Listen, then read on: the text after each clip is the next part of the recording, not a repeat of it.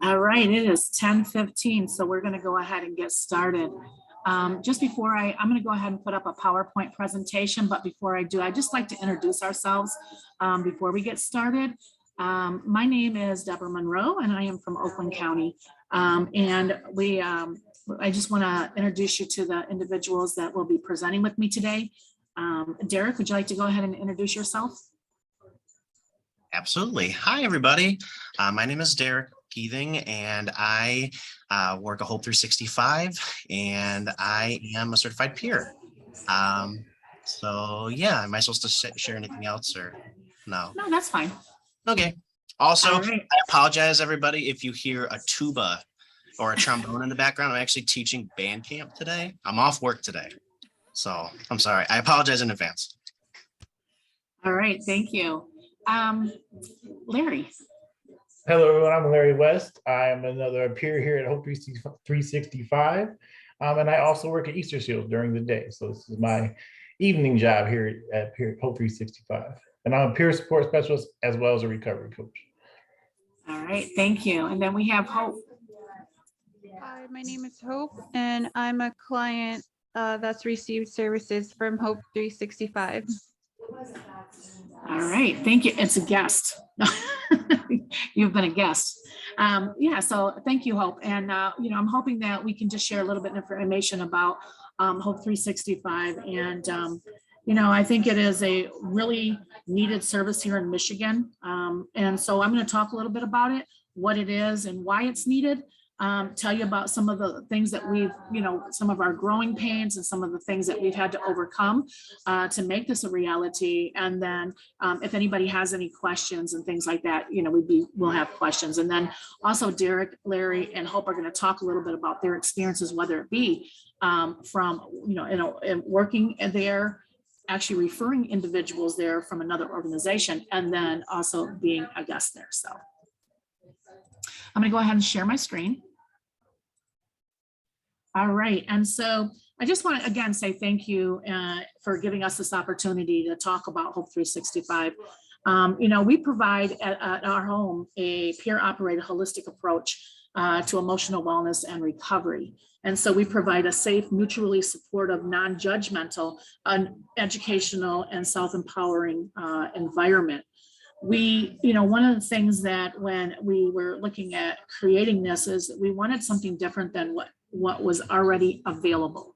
We wanted somewhere that people could come and feel like there was a feeling of belongingness, but be able to work on themselves in an environment that was non-judgmental, right? And work at their own pace and stuff like that. And so we support guests to manage their mental health concerns in a supportive and a nurturing way while retaining their individuality and freedom. And so I'm going to talk a little bit in a little while about this is not it's not a place where people come and get told what they needed to do or how to do it. They do it for themselves, and we are there just to support them. So again, it affords individuals the opportunity to engage in the principles of wellness, discovery, recovery, and peer support, and learn the importance of taking personal responsibility for living well.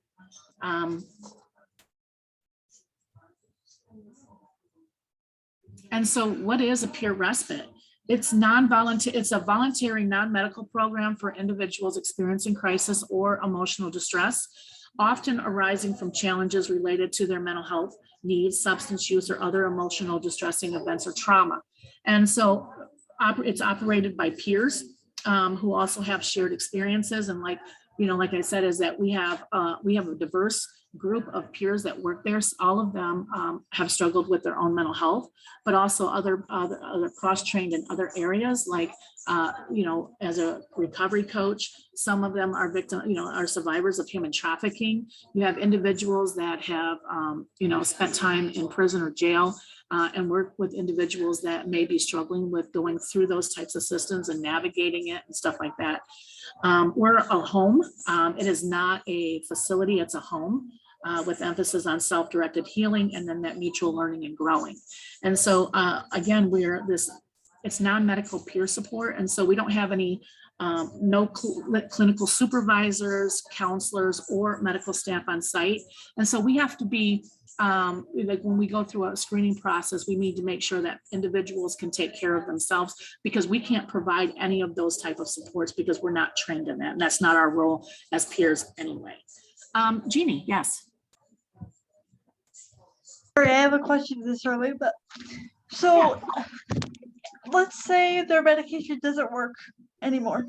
Like, so what do you do from there? Like, if they come there and their medication starts to not work for them anymore, what do you do from that point? Because So you're not certified mental health. You're so not, if someone came to, oh, sorry. so you're not certified to do that, but how do you do that so they stay at your facility, but yeah, they need medicational help, I guess. So if somebody needed medication adjustment or anything like that, or new medications, then we would send that, we would refer them to the proper organization that can get them that referral, or we'll help them, we'll support them in reaching out to their physician or their doctor so that they can, talk to their doctor about that. Again, we don't provide those type of supports or services. And a lot of times when people utilize our services, it's because they are not necessarily in crisis, but they are looking at being able to manage themselves before it goes into crisis. Now we've had individuals that have been there, and during their stay, they realized that there was something going on more than what we could provide. And so they did end up reaching out and going into getting an assessment done, and ended up in a hospital setting for a short period of time, and medications were adjusted. But, and that was a choice that was their choice, that they needed to do that for themselves. I guess that too is that our purpose is to offer, respite to individuals who may be experiencing like emotional distress or need a break from their current situations or circumstances. We're getting a lot of individuals, and I'm going to show you in a little bit about, like where we get our referrals from and stuff like that.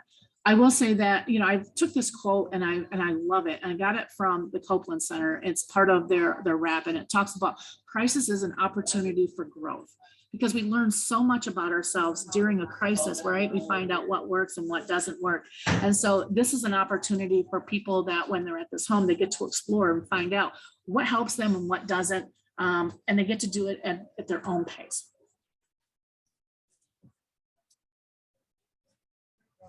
And so crisis defined is, during a crisis, people report feeling upset or experience heightened levels of anxiety and stress, which impacts them physically, emotionally, socially, spiritually, and in many other wellness dimensions.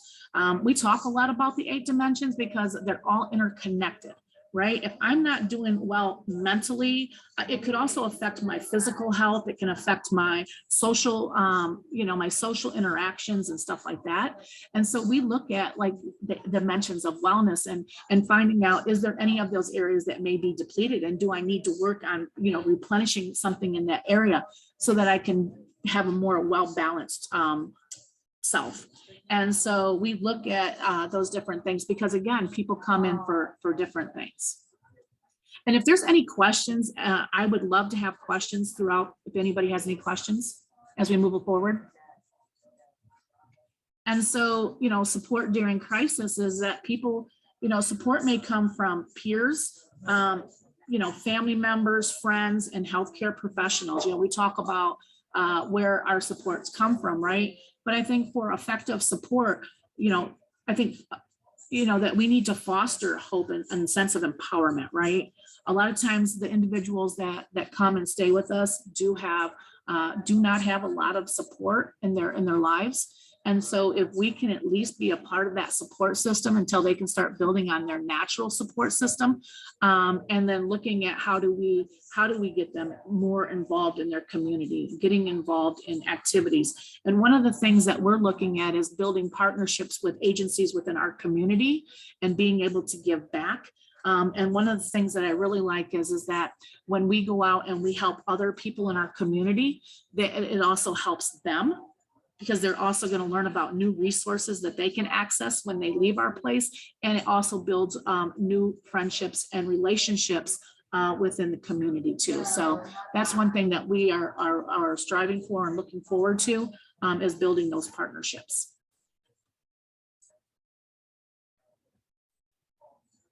So what's usually available, right? Here in Michigan, I will tell you, I used to work at Common Ground, and you know, and it was basically, you know, I worked in the crisis center.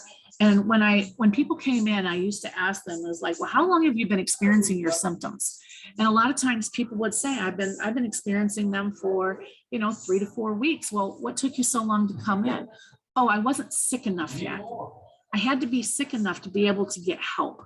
Because if I'm not sick enough, I'm not going to go to the hospital. And so there was this belief that I have to be in a crisis to get help.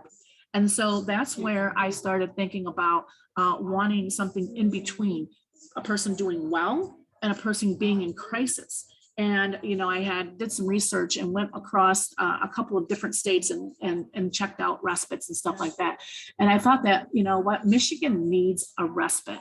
You know, and it's been, like I said, we're going to talk about some of the challenges that have come along with trying to get a respite in Michigan. But again, you know, inpatient hospitalization is often what is available to individuals experiencing a psychotic crisis, psychiatric crisis, or acute symptoms. And this is problematic in a number of levels, including is that, you know, like when we think about being the only support, right? Hospitals don't target treatment of identified psychiatric symptoms. They're treating the symptoms, not the person. And they're not really trying to find out what the underlying causes of the crisis itself is. One thing that I've learned about working at, you know, being at Hope, and I think the other peers that work there can identify this, is that a lot of times it's not even necessarily their symptoms that is creating the crisis. It is their situations or their circumstances, and not being able to have the resources or the ability to handle what's coming or the coping skills. And so that's one thing that we really target and focus on. I think the focus solely on symptoms during periods of crisis inhibits the enhancement of autonomy and coping skills, like I said, and to meet life challenges. And so if a person is not being taught some of those skills or how to deal with challenges as they arise, right, then how are they going to handle the next time that something comes up? They're going to continue to keep on cycling in and out of like hospital services. One thing I have to say is that we were working with someone that was really, really working hard at changing their situation or their circumstances. And right at the end, when they were almost right there at getting housing, they wanted to give up. They said, I'm done. I can't take it anymore. It was just the signing some paperwork, but doing it online. And they didn't know how to maneuver online forms and all of that. And he said, I give up, I'm done. And it was actually Derrick that said, would you please allow me to support you? I can help you with this. And after a few minutes, he was like, okay, yeah, fine.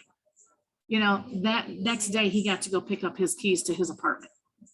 But he was willing to give up just at that last moment because he was so frustrated and didn't know what how to maneuver just getting online and filling out forms. And so our staff was there to be able to help with that. You know, hospitalization does not provide important needed support. A lot of times, people are in there, they're isolated and they're alone. Shortcomings of hospitalization as a treatment option, though, and it's not to say that people don't need hospitalization, because there are some people that will, need hospitalization. But I don't think that every single person that comes in needs it. A lot of times we see in the emergency rooms, people will come in and have to sit long periods of time in the emergency room. And by the time they do see the doctor, a lot of times their symptoms have subsided and they're no longer eligible for help, and they get sent back home or back into the community. So hospitalization is, it's very costly financially, emotionally, spiritually, and more. And it's not person-centered. It's not focused on what the individual wants or needs. It's often, it often neglects holistic nature of the individual And it can be very traumatic or re-traumatizing for an individual. I know we had someone recently that, and I don't know, Hope, would you be willing to share that experience a little bit? Yes. Again, my name's Hope. Hello, everyone. I had a crisis, a mental health crisis and a health crisis, and going to the hospital, dealing with the staff who were not trauma informed or trained made the crisis worse. Their response was not empathetic and not very helpful for either issue. And I felt very traumatized from the experience. I think if they had mental health advocates, peer advocates, and staff that were properly trained, it would have gone differently. But a lot of times the first people you interact with and the secondary people you interact with, like the nurses, a lot of them are not trained to handle a mental health crisis. And a lot of them become very frustrated and are unsure what to do. And that can come out in a lot of ways that are not helpful and worse, make the situation worse. So I totally agree with Deb is saying.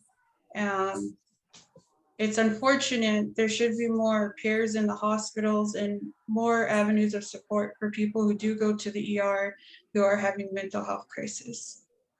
All right, thank you. You're Yeah, and welcome. so at a time when people need support of, whether it be a peer, a family member, or friend, right? They are often isolated in the hospital, emergency departments, and psychiatric units, and so they don't get that support that they need. And so, why use respite, right? And so, research shows that peer-operated respite services reduce the need for inpatient treatment or emergency room visits due to emotional stress by 70%. And it's evidence-based, right? They've collected a lot of data and research to show that this is effective. And so we believe while focusing on wellness, we open doors to opportunity, options, and support. So a lot of times when we are, the way that we've been getting individuals is that, a person labeled with living with a mental health diagnosis, or maybe again, it's that life situation or stressor, right? A person can be in the community and struggling.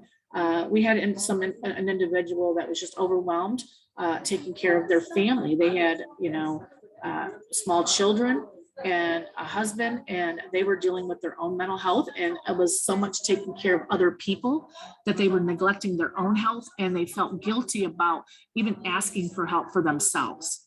And so, that person called, and it was a lot of stress in their environment. And so they, like I said, is that they wanted to come just to be able to take care of their own mental health. So we get people from the community. We get people that come through the crisis center that may not meet the hospital, like the hospital criteria, that 401 criteria for individuals to be hospitalized. And so they may get referred to us. And then we get individuals that have been in the hospital that are looking at a step down from hospitalization back into the community.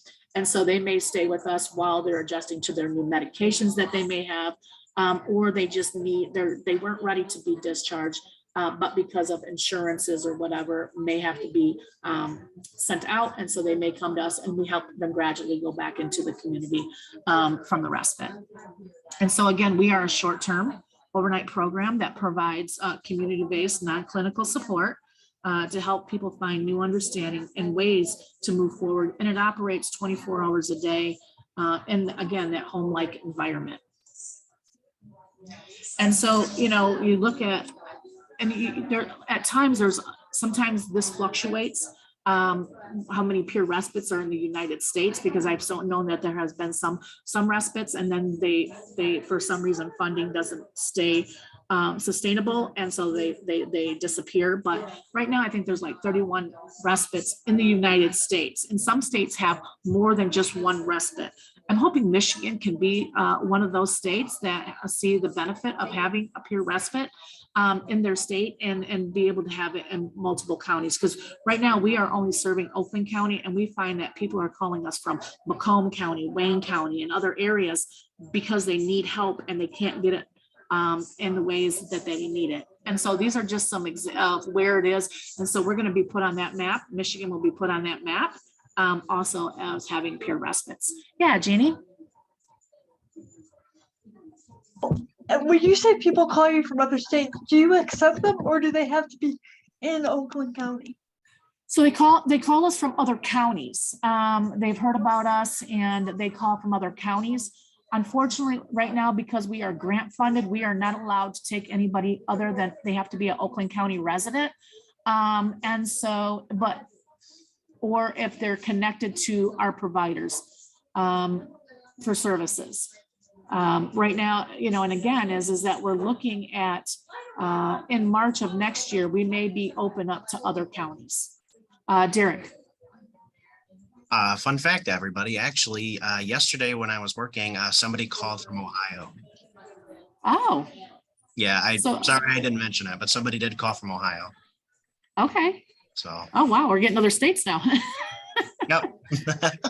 Yeah, and so I'm going to tell you, and I think Ohio has. I thought they had two, but it looks like they have one right now. There, Kira. I'm sorry.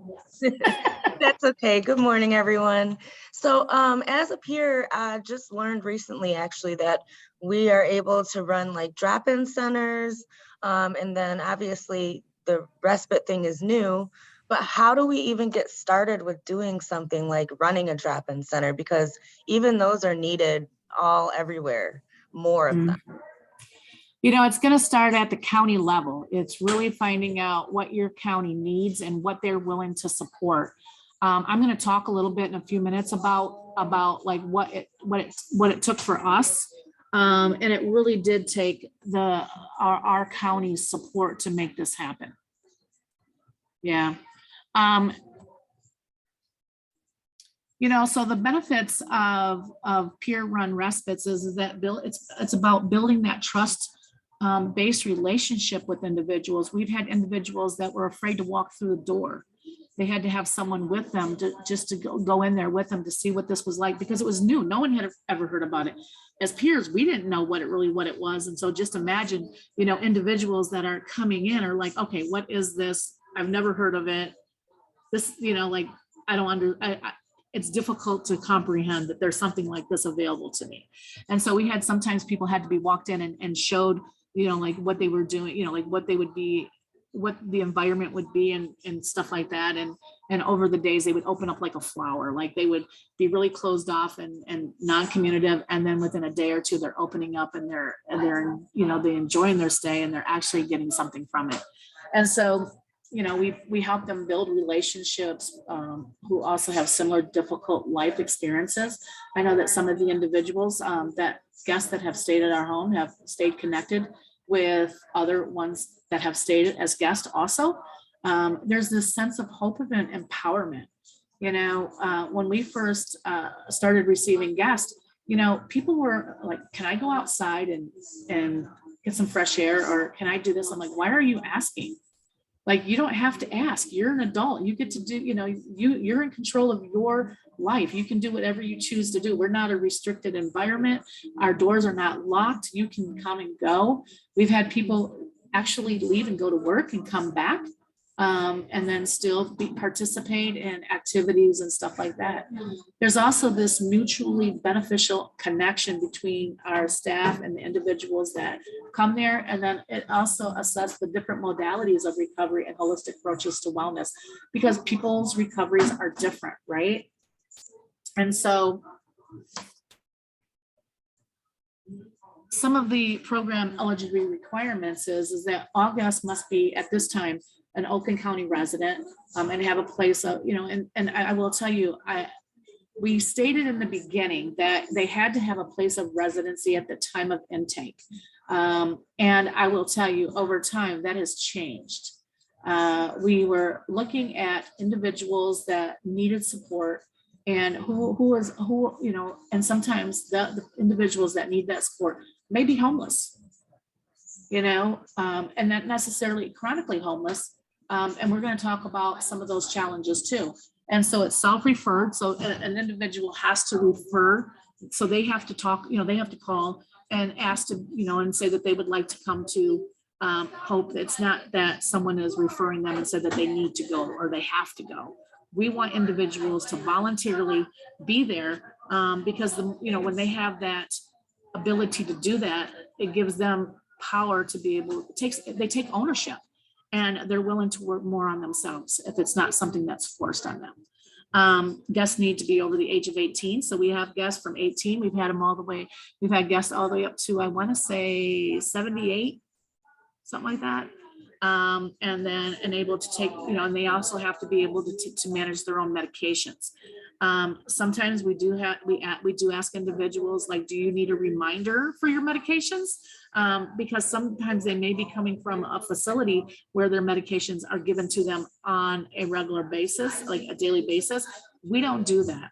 We give the power back to them. And so what we do is we give them a lockbox. They manage their own medications. But we do ask if you need any reminders, here, let me help you set it up on your phone so that you can, because when they leave, they're going to still need those type of reminders for themselves anyway. So it's about helping them help themselves. And so they must, I don't want to say that they have to be in crisis, but they do have to be experiencing some type of struggle or, like they have to be they're feeling overwhelmed with situations or circumstances. They cannot be, like I said, they cannot be in crisis. And if they were, if they were a danger to themselves or someone else, then we would refer them to another organization. They can't be medically compromised or actively using drugs. I will say is that we just ask them to sustain from using drugs for the 5 days that they're there. If they are on an MAT, we do someone that's prescribed by a doctor. And so that's the part of their regimen of staying well. So we don't front on that. So that is part of their wellness. And then the only thing that we do is that people don't discuss their medications with each other. People don't share their medications with each other and stuff like that. And, and so we want to make sure that we keep a safe and sober environment for individuals, especially because some people are coming in and they're really struggling in their recovery from substances. And so, we want to make sure that people have a safe environment to heal. Guests need to be able to take care of their own daily living activities, like their ADLs. Again, we don't have medical staff on site, so they need to be able to take care of that. They are responsible for their basic medical and physical self-care because we don't, again, have that nursing staff. They're not required to be receiving services through the mental health system, but we can help them link to services if they choose. So just because a person, one of the things that we realized during the pandemic is that, some people may not have never realized that they were struggling with a mental illness. And, and now they're experiencing symptoms, but they don't know how or what's going on, or they don't know that there is help available. And so we talk to them about, there's like who their supports are. And if they do want to get connected to a provider within our area, we help them through that process. And we've helped a few people get connected. Jeremy. Hi, Deb. Thanks. So I'm hoping this is an appropriate forum to discuss maybe an individual I work with, if he might be a good candidate for the Hope 365. Let's see. So he recently went to the hospital and wanted to check himself in, but they would not take him to be inpatient or help him because he said that, he was not going to harm anyone, or he wasn't a harm to himself. He wasn't a danger to himself. But, I do believe he's in crisis with, separation, and he's separation from significant other, and also trying meds for the first time in his mid to late 30s, and, significant antipsychotic meds, and wants, some support, but he holds a job and so forth. But I think he needs encouragement about the meds, and and support that that there is hope for him. Because, does that make sense? It does. And so, you know, like, so someone that may not meet that hospital criteria, but needed that, still needs that support, you know, like with the Hope 365, a person can come in, still work.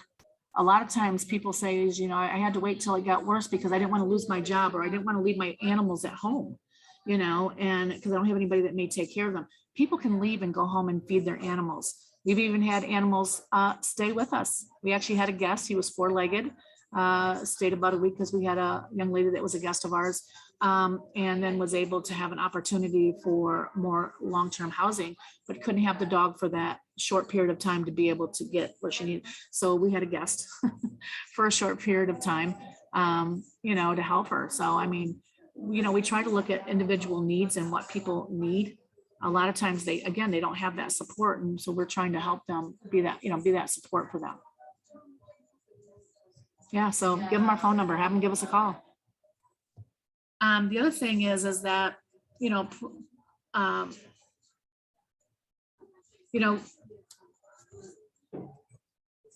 hold on. All right, so yeah, because I finished that slide. Yeah, just saying that they had to be 18. So staying at Hope 365 Respite and Wellness Center, you know, potential guests call prior to coming in. And so we do a phone screening. We find out, you know, where they're from, you know, where they're from, make sure that they live in Oakland County or are receiving services out of Oakland County, who referred them. We want to see who our referral sources are. We've been getting a lot of different referrals, which is nice to see that people are, you know, putting out our information and sharing it with people that they serve. And then we also make sure that they haven't had exposure like to COVID and stuff like that. Once they come to the house, we do a COVID screen to make sure that that they're negative for COVID. You know, so, you know, after intake, guests will receive, you know, when they finally get to the home, they receive a welcome packet and a lockbox. And again, it's that safe so that they can keep their medications in. We will give them a wrap book. So one of the things that we do is we help them create a wellness plan while they're there. And that wellness plan is something that they take with them. And then we continue to engage with them once they leave, if they need that support. A lot of times people will ask for that added support. And we just check in with them if they call and they're, you know, if they're struggling again. You know, what are you doing to take care of? What have you found that, you know, when you were here, what skills did you use? We've even had people say, I don't think I need it overnight, but can I come in for a couple of hours just to get support for the day? And we've had individuals just come in and stay for a couple of hours and then leave, because they didn't need that full-time support that they got in the past. Also, the respite lasts, they could stay up to 5 days. We have done a couple of extensions for individuals because their placement, they may be going somewhere that requires them like the next day. And so instead of putting them out, we're not just going to abandon them. We're going to support them until they get to where they needed to go. Checkout process is that we ask individuals to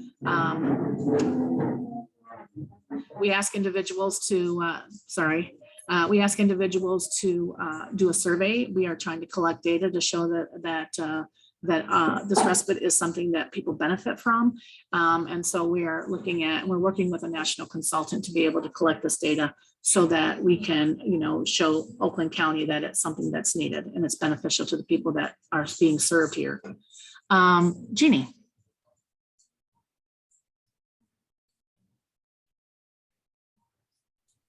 So you're trying to get it into other counties as well, or are you just trying to do it in Oakland County for now? So right now is that, and I'll explain a little bit more and you'll understand. It was like, we're just trying to see if we can get sustainable first. Yeah, we're not sustainable yet. And so I know that looking at, you know, as we're moving through this process, I will say is that our organizations here are very supportive of it. And I do think that we'll be able to have some sustainability. I just don't know if it would be 100% and what that's going to look like. Thank you. So yeah, we're figuring it out as we go along also. And then hopefully this would be a model that other counties can pick up on and hopefully utilize in their areas. You know, again, we're not a detox center. So if somebody was, you know, one of the things that we do ask if someone says that they are actively using drugs, you know, if they're, you know, if they're using substances that need a detox, we're not a detox center. So we would send them to detox, you know, help them get connected to a detox, and then they can come to us after that detox. Sierra.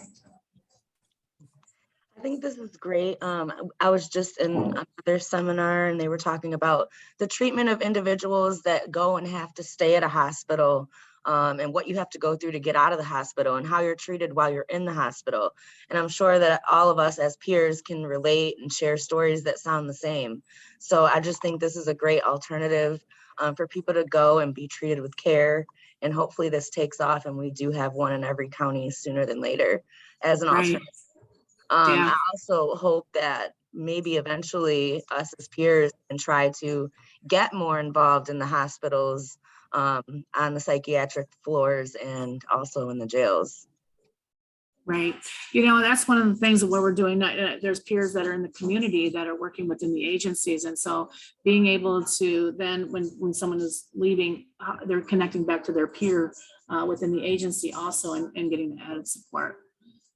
You know, again, is that, you know, our guests are welcome to continue their everyday schedule if desired. You know, they don't, just because they're there doesn't mean that they have to stop living, right? Some people just need a break and they want to relax and do nothing. And then there's other ones that say, I want to continue. I just didn't want to go into crisis and lose everything that I've been working so hard for. And so we were able to do that. You know, phone and internet access is available to our guests 24 hours a day. We have a phone that's set up for individuals. A lot of times, you know, they're making phone calls and waiting for a phone call, you know, for people to call back. So they have a phone that they can use. We also have tablets that people can use to get on the internet and search and do whatever they choose to do with it. So, you know, they're not secluded and they're able to do what they need to do to take care of themselves. Some of the things, you know, a day at Health 365. So our staff, you know, will help guests create a wellness plan while they're there. We provide one-on-one peer support. And I will tell you, you know, that's one of the things, that's one of the biggest things that we get in our reviews is that one-on-one peer support, being able just to sit with someone and give them that full attention that they need to be able to be heard, you know, and to be able to just talk about what's going on in their life and feel validated. We do support group and like different activities. We do art expression, resources and education, music. We do have a couple of instruments in the house. We're looking at getting more, and we're going to have Derrick teach us some music. We're going to get our band going. And then healthy eating. And so we're looking at, you know, creating more healthier meals and stuff like that. Exercise, we do have exercise equipment in the house. Would like to do more with that, mindfulness and yoga. So them are some of the things that we do. This is just, you know, you know, to walk in and watch people play board games again, right? It takes me back to when I was younger, when you sit around the table and everybody's having fun, and you see that people are laughing and they're engaging with each other. They really do like, what is it? Troubles and Strengths. They love that game. So, and actually appears actually the one that created that game, and they love it. We do, like I said, is that they do canvas painting. They've done yoga. We do groups outside. You know, we did a group recently outside right there in the yard under the trees, and, you know, and they loved it. It was just getting out and just having a discussion and being able to share. Some of the feedback that we've gotten from people that have been there, I'm going to tell you, this one really touched me, is that one day we went to the movies. You know, we took everybody to the movies. And one of the individuals that was there, when we got done, I said, how many of you thought about your mental illness while you were there? And they all said, everybody was like, I didn't think about it at all. And that's why community engagement is important. Getting in people involved in activities and things that they enjoy takes them out of what's going on in that moment. They get to, you know, have fun. And so he said, I've never been in a crowd of people and was able to laugh and feel normal. Like he didn't feel like people were judging him, and he felt connected that day. You know, some other people have said is staying here was so good for me. I felt guilty because I was leaving my family, but needed time for me. And then some other ones is I wanted to give up, but you guys were right there and kept me going. You know, and so you know, it's really is about empowering the individual to help themselves, but doing it with support and not feeling like, you know, that they're a burden on anybody, because we are there to help, right? And we are making a difference in people's lives. Again, is that, you know, so Hope 365 has, you know, was a dream. It was, I'm going to tell you, I've been working on this since like maybe 2011. I became a peer in 2009 and really wanted to have a peer respite in Michigan. And I will tell you, I have been rejected more times in my life than I could possibly think of. I have been told no, and I was starting to take it personal. And so over the years, it's like every time that I would approach a county or the state or whoever it'd be, either it's not the right time, we don't have the money, we're in the deficit. Right now we can't afford, we can't fund this or we can't support it. But then I started getting agencies within the community on board by, having them write letters of recommendation and how it would benefit their organizations too. And so I was able to finally present our proposal with OCHN, and they said that they were going to support it. I said, this is an opportunity to support it. You say it in a letter, now you can do it, physically. And so they actually awarded us some money to be able to start this. There has been a lot of challenges though with opening this home. And the first one was the funding, and it took almost 12 years to find funding to be able to do this. The second thing is that the next one, once we got the funding, I thought that was the only hurdle that we were going to have to get over. I was like, okay, we got funding, we're going to get this up and running. Okay, we started this at the end of a pandemic, right? And so, we experienced like a lot of challenges and barriers to overcome, and I think about housing, right? It was really challenging to find a house. Every neighborhood that we went into, that we wanted to make sure that the home was on a bus route, that it was close to other things in the community and all of that. And so I had this list of check marks that we wanted to kind of hit, and couldn't do it because most communities said, you know what, we don't want you in our neighborhoods. And they had zoning up that kind of discriminates against people that, like these kind of homes. I didn't meet the criteria as a group home. So I was SOL on that, but I was, and then they'd say, well, the only place that you'd fit in is in a manufacturing area. Okay, those buildings were like $100,000 a month. And I'm like, I can't afford that. And them are too big anyway. They don't have living areas and stuff like that. And so we had to, it took about 3 months. They actually increased our budget for housing because at first I started out with 2,500, and then because of the housing moratorium and the cost of house, the house costs were rising, right? They increased it to 4,000 and still could not find a home. And so we were like, man, I don't think this is going to happen because we cannot find a home to start this in. Landlords would say, oh, this is a great idea, but that sounds like a lot of traffic in my home and I don't want that. And so you kind of were between a rock and a hard place. I think too, is that, we experience some of the same challenges as a lot of individuals that come to our home. The other thing is that once we did find a home, we struggled with employees, getting people to be hired in that wanted to work full-time or part-time. We are in a more secluded area. We are in Rochester Hills, which is, we don't have a bus system. And so, it's further out, and it became a challenge to hire employees, to keep it sustainable also and up and running, because we are 24 hours a day. I will say we've overcome a lot of these barriers and it is flourishing. I think too is that, many of our guests experience some of the same barriers that we did trying to get this house up. The lack of housing resources, skyrocketing rental costs, and the inability to afford like added costs like your security deposit or these application fees that people want. And then a lot of times you don't know if they're legit or not, because the housing that they're looking for may be a room for rent, or it could be a house that doesn't look, and it's like, how can somebody, afford something, because that's what we're getting right now, is we're getting a lot of individuals that have income. They have income and they cannot find housing because they can't afford it. And so that is one of the challenges too, but we have been really diligently trying to help people with, helping them try to meet those needs that they have. So the house that we did find is it's a 2,500 square foot home. It has 2 full bathrooms, ample parking, and the property owner supported and welcomed what we wanted to do. He was hesitant a lot of times when I'd say, hey, can I knock down these cabinets? Or, hey, we're going to paint the walls yellow. And he's like, why are you doing that? But he was really supportive and really, kind of just let us there. And, it was just one of the greatest landlords, I have to say, is because he's just so supportive.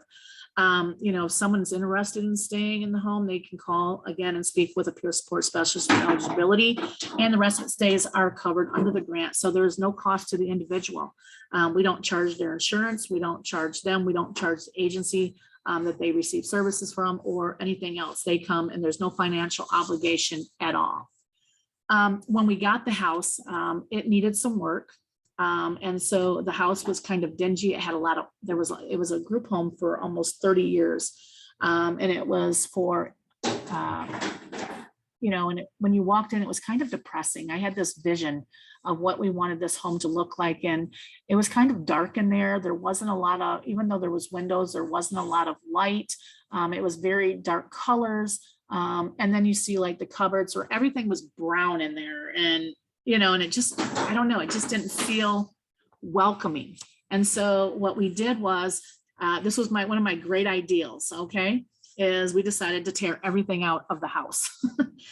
Didn't know how we were going to put it back together though. And I had a lot of peers come in and volunteer throughout the community. Peers came from Grand Rapids and Saginaw and Oakland County. They were from Ann Arbor. Peers came together and they actually supported Wayne County. Peers came in and supported it. A lot of them said, I don't understand how this is going to come together.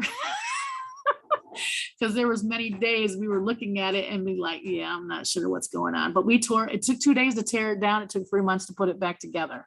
But it came together, as a peer community. We worked together and we got it done. So this is a virtual tour of the house.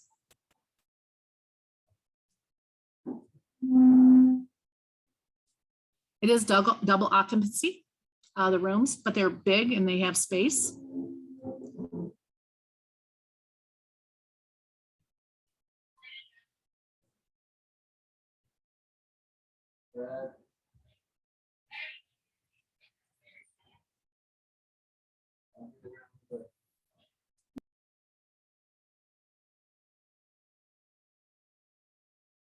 We brightened the kitchen up. We took all that brown out of there and made it white and yellow and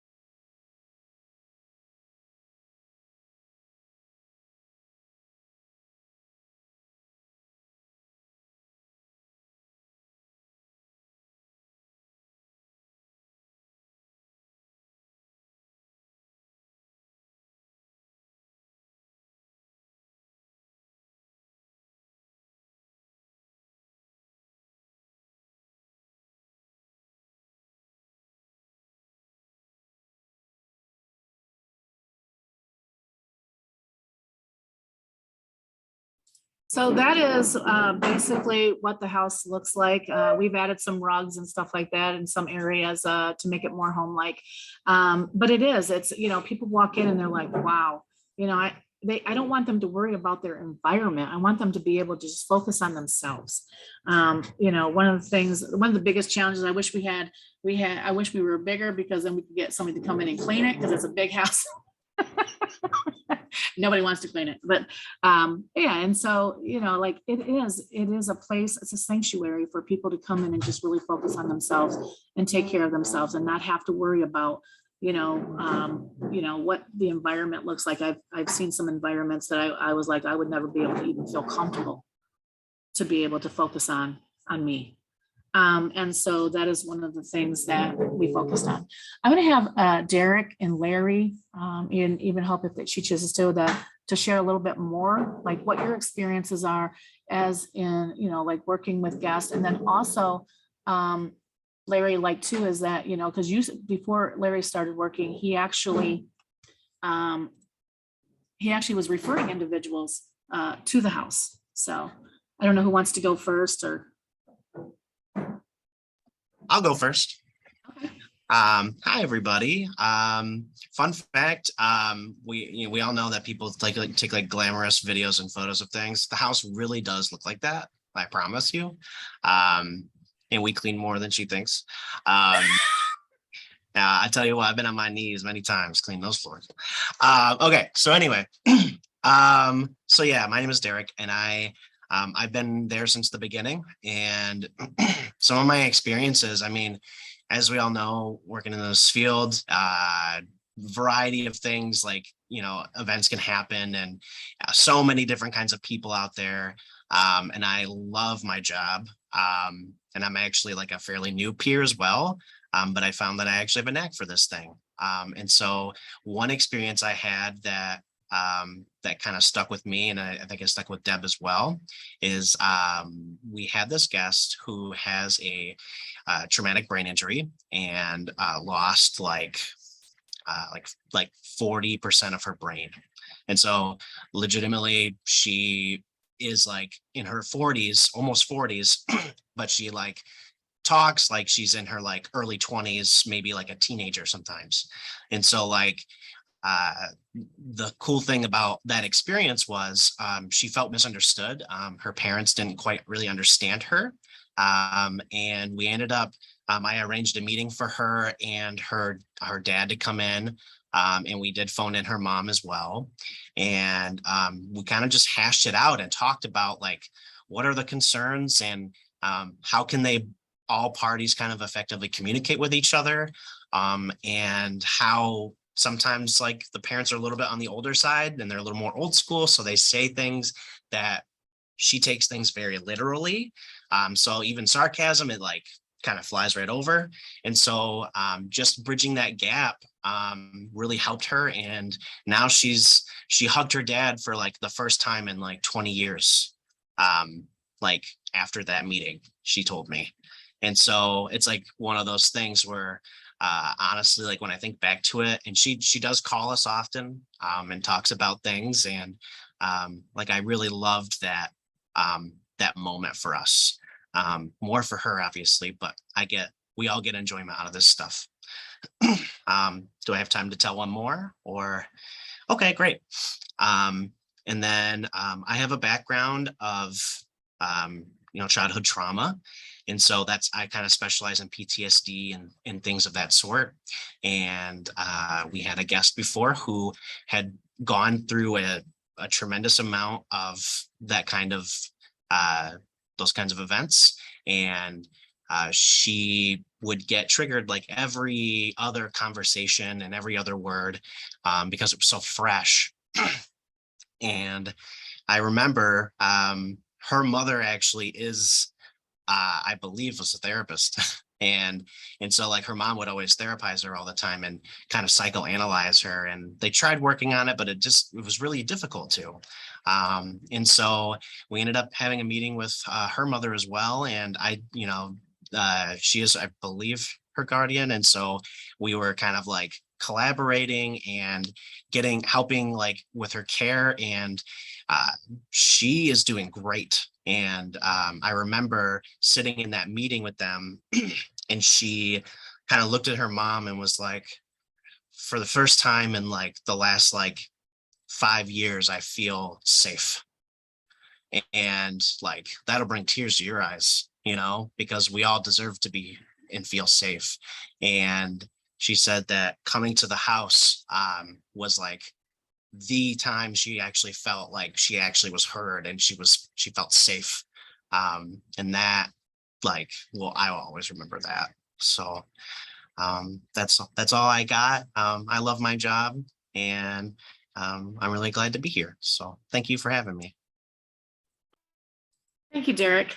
So I just got a text from Larry. They lost internet. So they're going to try and get back on, but I know we only have about, I don't know, about 10 more minutes left. Does anybody have any questions at all? We'll give them a few minutes to get back on.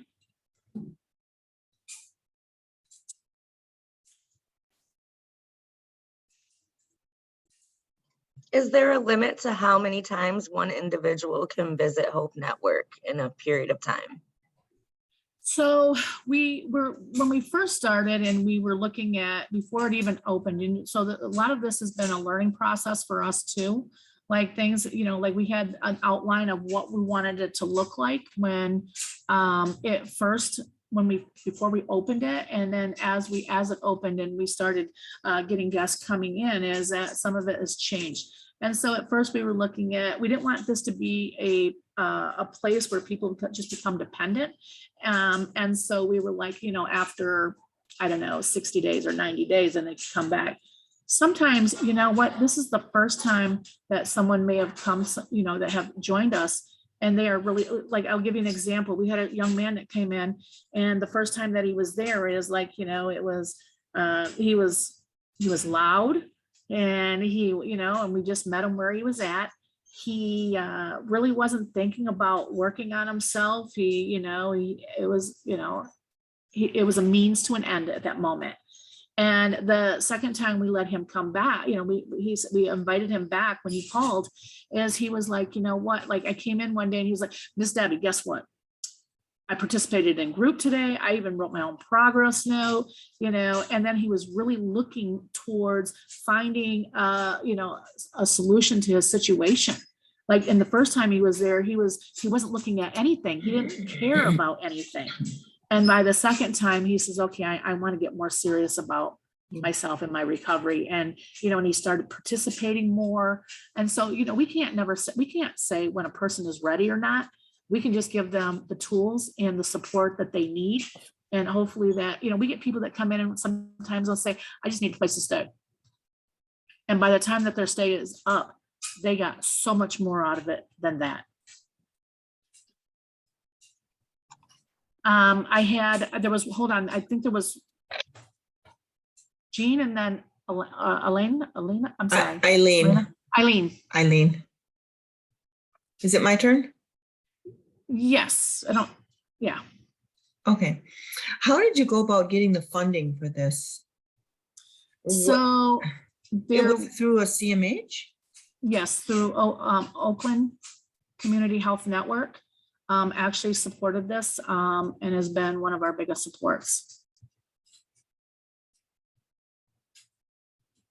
Okay. That's why I say it's going to be important. So for like other counties, I know Sierra was talking about like, how do you get funding for these type of things? You really have to get that support from your county, and also network with other agencies. One of the questions that came up for me before it opened up was, well, we don't want you competing against other agencies. Like, we have these agencies already in place.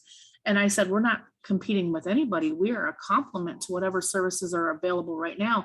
And I had actual letters of support from each one of those providers that I was able to give to show that they were in support of what we were doing and what we wanted to do. And that was very helpful also. Yeah. Anybody else? And then I have Larry and Hope is back. So who would like to go next? I guess. Okay. I have a few things written down. I just want to share out my. I've gone through the world largely feeling with my mental health. Unlike a lot of people, I don't have a lot of the social connections that most people do.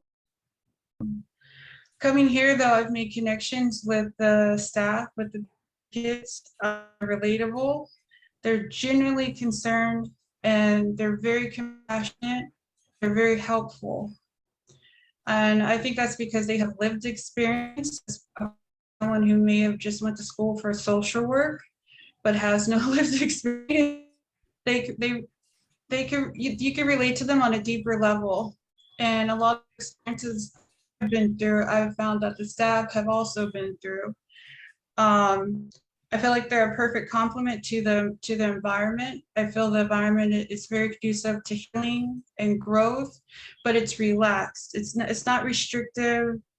Like she was saying, if you need to go outside and have a smoke, you can do that. If you want to de-stress and watch something on TV, you can do that. And if you want to learn and grow, they have groups, even the group, and more like talk therapy.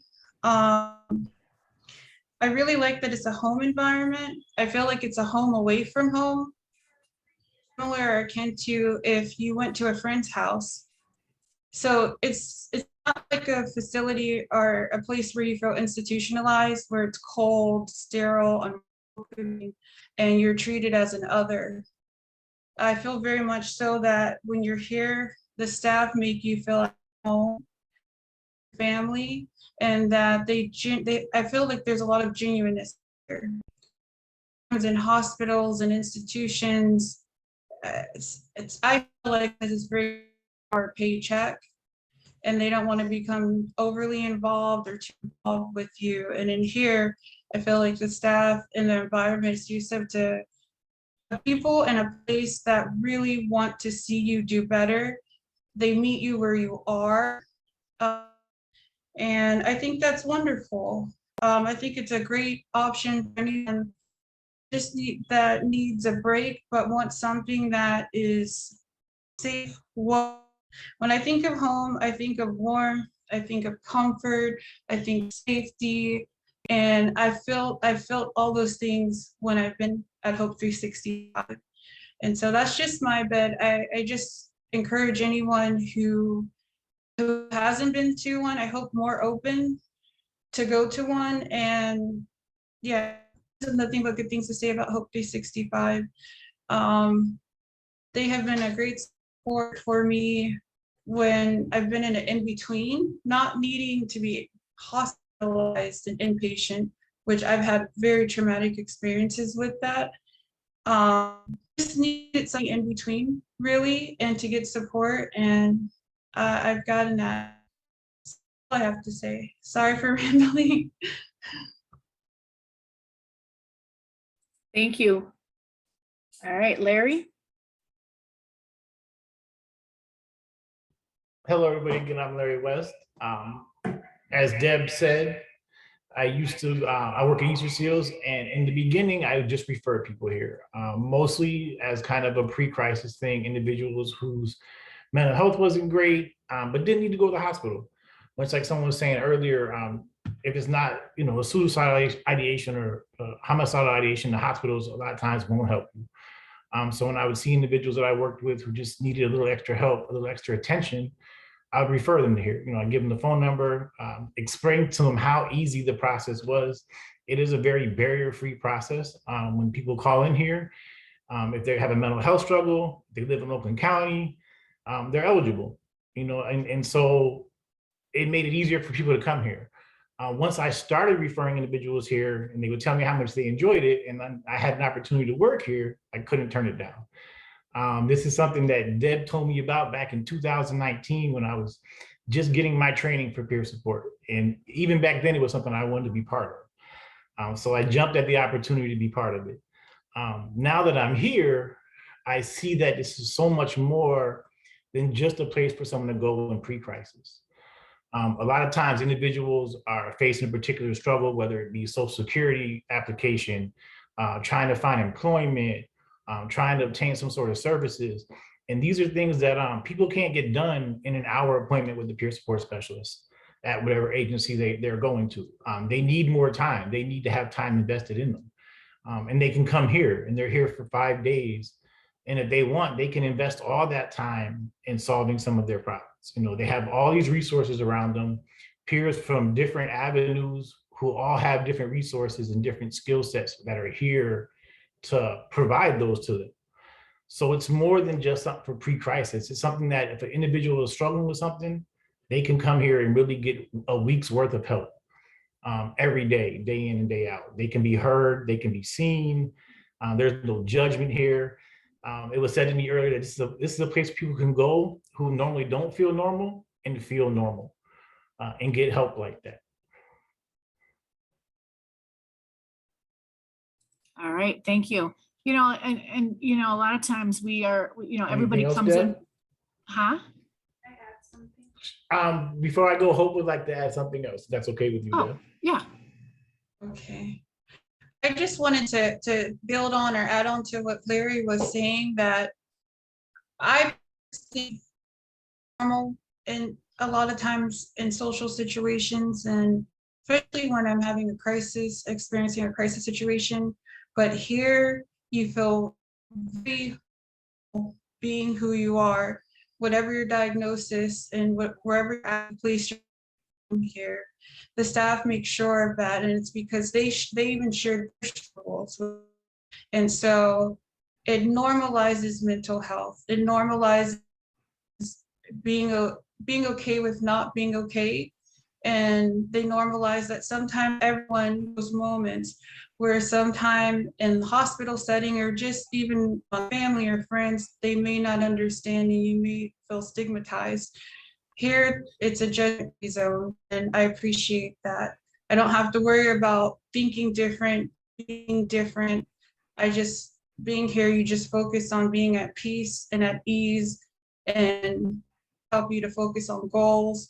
And so I just wanted to add that. Thank you. Yeah, thank you. You know, I will say is that, you know, we try to also do, you know, even though individuals are, you know, everybody comes in with similar but different needs. You know, we may get a couple of people in there that are homeless, but their needs are different. You may have someone that has struggled with addiction and may need treatment and are ready to work on that aspect of it and their mental health. And so we may get someone connected to a treatment program or a transitional housing program. We've had individuals with, victims of human trafficking that need that specialized support. And we've been able to connect them to organizations in our community.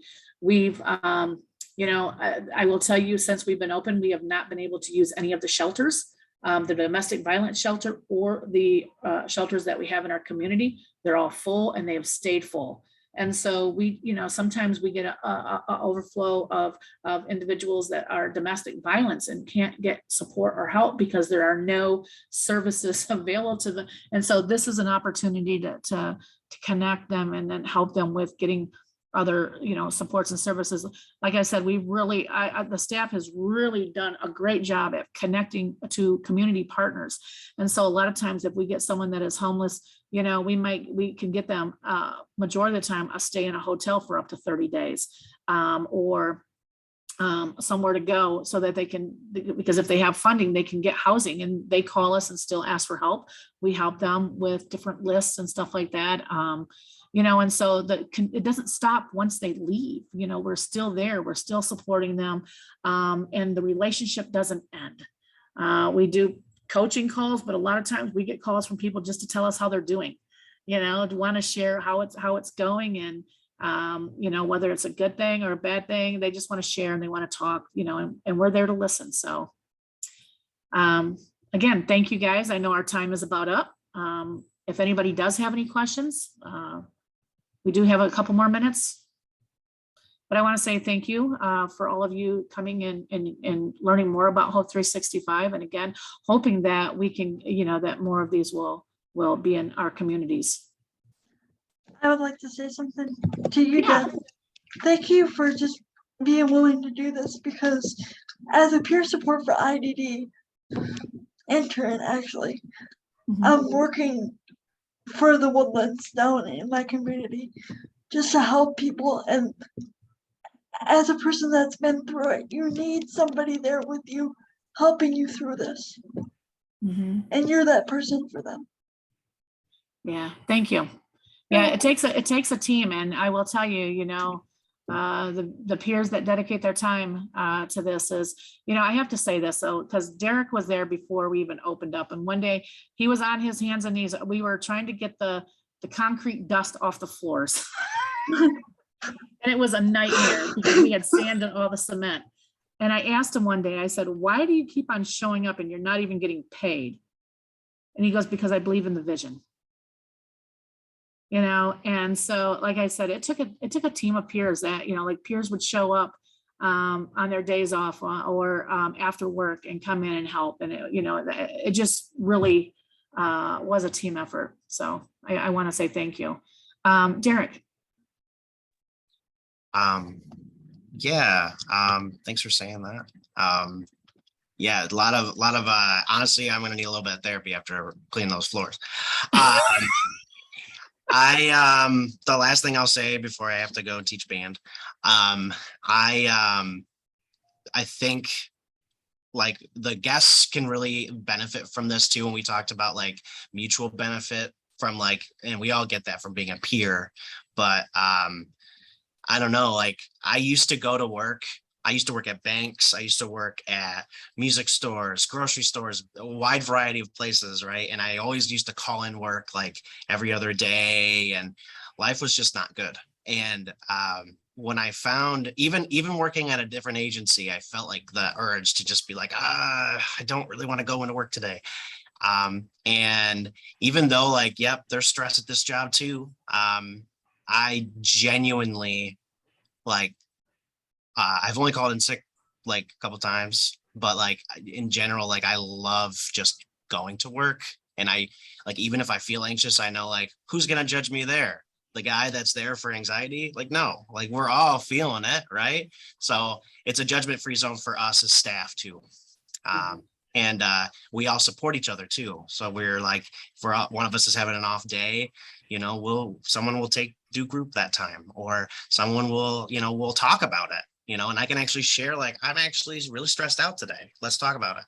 And I think it helps the guests relate to us, and I love it. So I thought that was worth mentioning. All right. Thank you. Yeah. He only calls up every other week now. No, I'm joking. I'm joking, Derrick. All right, I'm going to get Julie, and then we're going to wrap up because you guys have another session in about 15 minutes. Hi, everybody. Hey, Deb, my question, you mentioned sustainability quite a bit.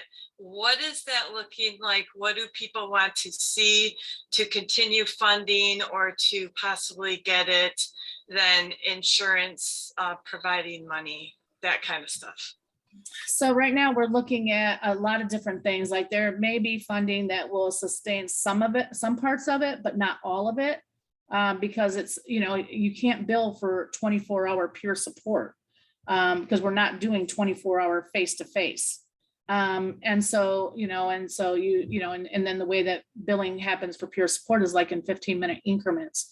And so, this is a conversation that we're in works with right now. It's looking, again, it's going to be a variety of different sources to be able to keep it funded. And we're willing to put the work in to try to keep it there. So Sierra. I know I'm struggling with it's okay. I'm just gonna go with it.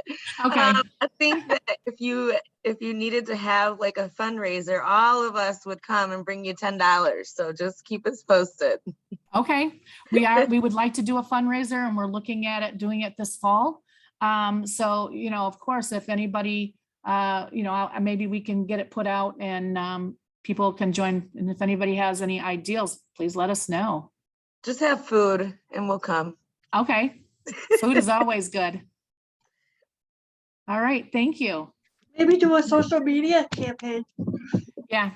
Or do a social media blast that this is what you're doing and you need help making sure that it's staying afloat. Yeah, we just, we do have a website available. It does have links to like some of the things that we do in the house, and then also the video that you guys seen today. So even as a guest, when someone wants to come in, if they are, if they're nervous about what this is going to look like, we encourage them to go to the website and look at the video, and this is the environment that you're going to be coming to. Just because, we want to make sure that people feel comfortable and know what they're coming, where they're coming. So.